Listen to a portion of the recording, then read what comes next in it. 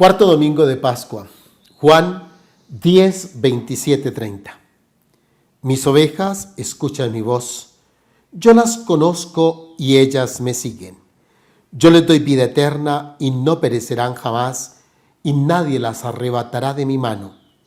El Padre que me las ha dado es más grande que todos, y nadie puede arrebatar nada de la mano del Padre.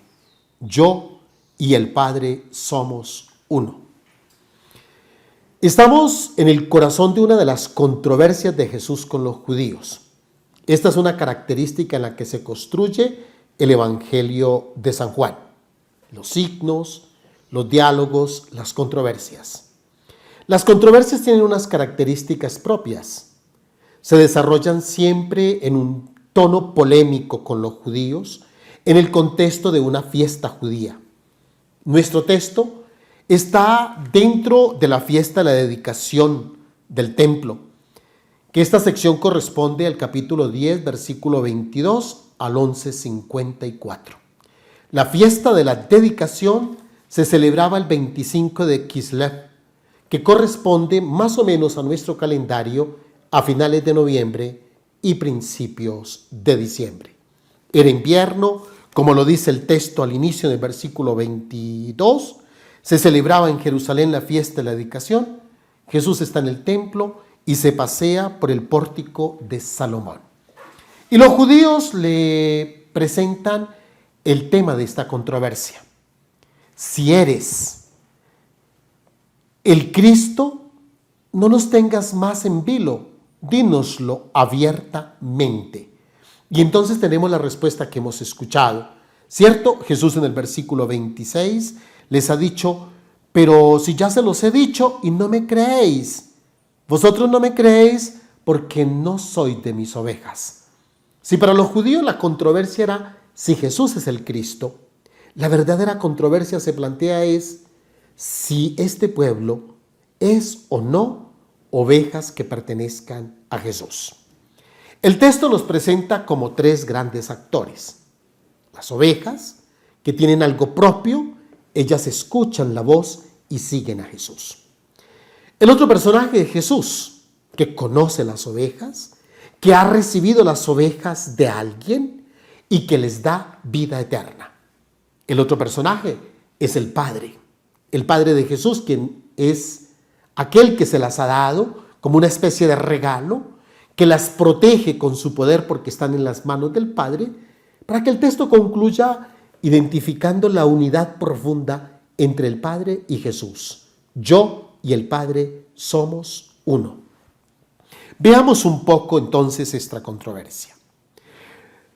Lo primero es que podríamos tomar el versículo 27. Mis ovejas escuchan mi voz, yo las conozco y ellas me siguen. En el Evangelio de Juan se juega una gran importancia el escuchar la voz. Porque aquel que escucha la voz de Jesús, escucha la palabra de Dios, y el que escucha la palabra de Dios tiene vida eterna.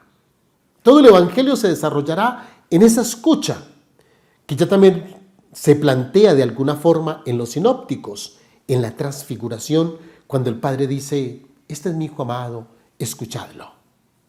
Se da un paso, hay un proceso.